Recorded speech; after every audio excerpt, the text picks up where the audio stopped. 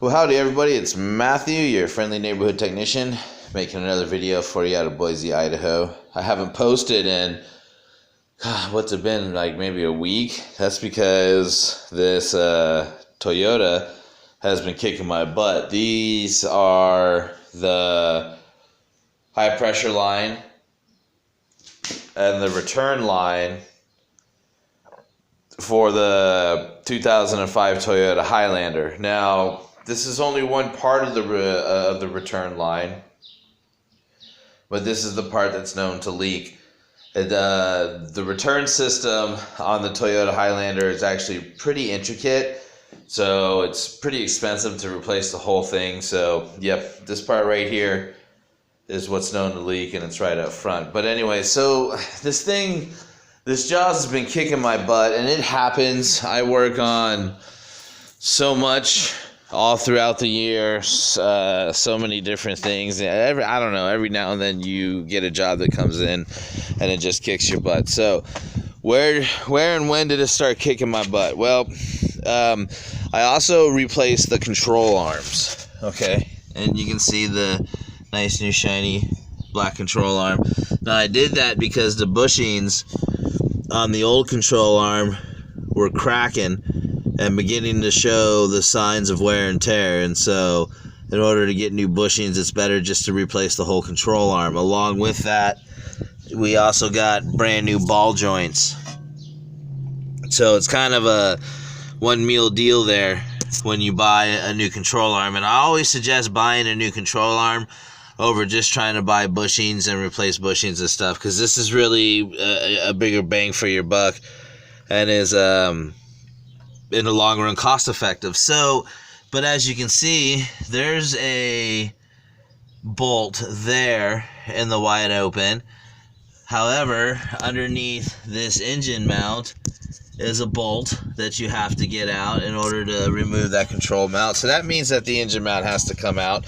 And if you watch my previous video, you'll see where I end up jacking the engine up and down. And so that's what I did. Now this rear engine mount back here, that one really kicked my butt. Trying to align that back in, that was no fun. That was and if you understand, I'm gonna say car repair. If you've done it like every day for a living and worked on multiple cars, multiple things, different things, every now and then you run into like this bolt or something where you're trying to get it installed, you mess with it literally sometimes almost all day, you don't get it installed, so you end up going inside, shaking your head, cussing it, and then the next morning you come out and over a cup of coffee, it just stabs right in there and you're good to go. And it doesn't take you all day. And so that was kind of the situation with this stupid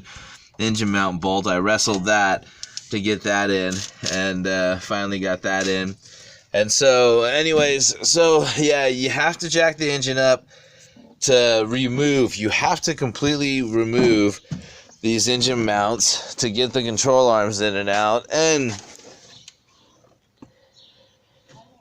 you also have to take this off as well so you can jack up the engine. And then same thing on this side.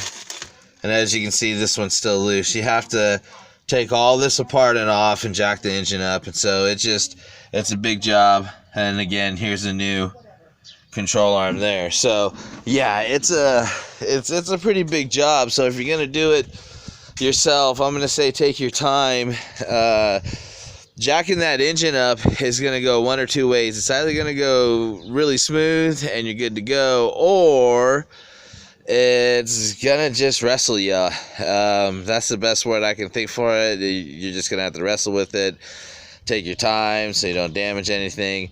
And that's kind of how this one turned out. So, got the control arms done, got the new rotors on, got everything back together.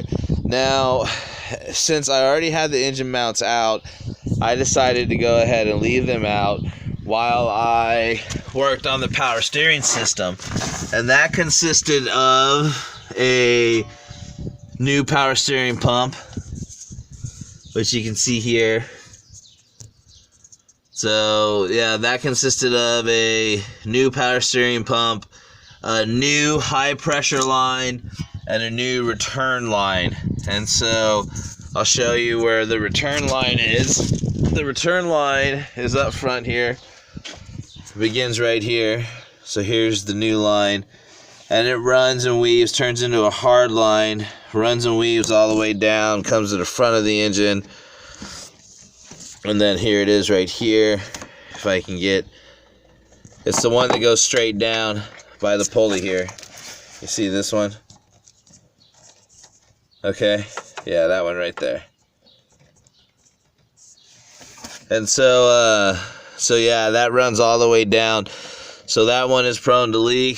So, and then the high pressure line, if you can see that nice new shiny line, so that runs behind the engine. It runs straight down there, comes up, runs across behind the intake in between the firewall, and then it runs down to the rack and pinion. If you can see it down there. Let me see if I can get you a good shot. Yeah, so it runs down there and plugs in. And there's the new hose there. So what I opted to do in order to change out that rear one was go ahead and leave the engine mounts apart and then take out this front engine mount as well. And so, when I mean leave the engine mounts apart, I mean by completely removing this engine mount in the front, leaving these engine mounts installed, but loosening the bolts completely. And then basically what I did was I rolled the engine forward. And some of you have seen this trick with GM engines, changing the rear spark plugs. So I pretty much did the same thing here. And I just rolled the engine forward, and that gave me about that much space back there to work to go ahead and get that rear high pressure line out of there, because it's just shaped funny and you gotta weave that sucker in and out, and that's just no fun. So yeah. And then during this job, so unless you want to pay, like, I don't know, $400, $500, $600, I even found some for $800 for a power steering pump with a pulley on it, brand new. They don't sell them with a pulley, and so it requires you to pull this pulley off and transfer it. So honestly, I normally don't always use a jaw puller to pull it off. A lot of times you can just pull them off, but this one wouldn't pull off. It gave me all kinds of problems, so I decided to press it off. While I was trying to press it off, it got destroyed. I don't know, man. It's been a while since anything like that has happened here, so no big deal. Since I've been working for myself, I really learned how to properly kind of run a business as far as like finances and stuff. And so I kind of look at it as like, hey, you know what? You definitely have it to take care of that. So I thought to myself, well, you know, it's probably going to be $25-$50. Grab a new pulley somewhere. Not for the Toyota Highlander. For the Toyota Highlander, a brand new power steering pump pulley is $150. And if you can find it aftermarket for less than that, please let me know. Send me a link, because as far as I know, only the dealer offers it. That's why it's $150. And so you can't just buy any old pulley and put it on there, so that's no fun. So what I ended up doing, instead of eating $150 worth for a brand spanking new pulley, was I bought a used pulley, or a used power steering pump, and that's the one that we're looking at here, out of a junkyard, okay? And it came with the pulley still attached, and so I just pulled the nut off. And it was funny because once I pulled the nut off, it went like this, and boom, that pulley came off. And so since that pulley was good and this pulley's bad, I took that pulley and stuck it on the new pump, and that's the pulley that's in there now. And I just went ahead and ate that and took care of that for the owner, because this thing has just caused all kinds of problems from the beginning. So then once I got over that hump, it just really came down to yesterday getting everything installed, everything set up, getting my belt reinstalled, getting all my mounts reinstalled so I can get the jack, the transmission jack and blocks of wood, so I can get all that out of there. So the vehicle's just sitting on its jack stands now and all that other good stuff. And I've already got fluid in it. Poured fluid in it this morning. And I'm just kind of right now I'm actually just kind of letting gravity do its thing. Since the front of the vehicle is already jacked up and it's at an angle as is on the driveway, as I was pouring new power steering fluid in, I could see the bubbles coming out. So I'm just kind of letting it sit now and just kind of bleeding it out that way. In order to get that rear high pressure line off, you're going to want to go ahead and take off your air filter housing and the air intake duct and all that stuff, because you're going to need to get down into here and work, and you're going to need to get back there and work, and you're just going to want to have that out of the way.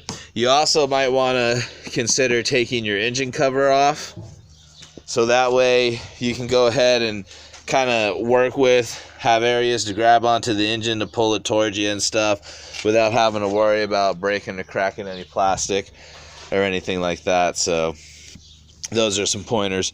Power steering fluid, I'm using full synthetic Asian power steering fluid, which is rated for Honda, Lexus, Mazda, Acura, Nissan, Hyundai, Toyota, Infiniti, and Kia. So that's the power steering fluid that I'm using.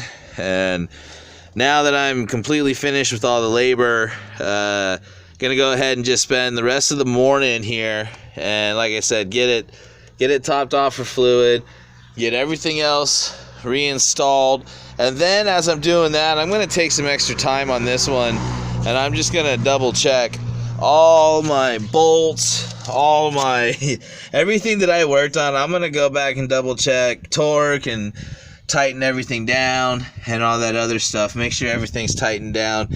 I'm not missing anything, any nuts or bolts. This one turned out to be a larger job than I expected it to be. But again, it happens.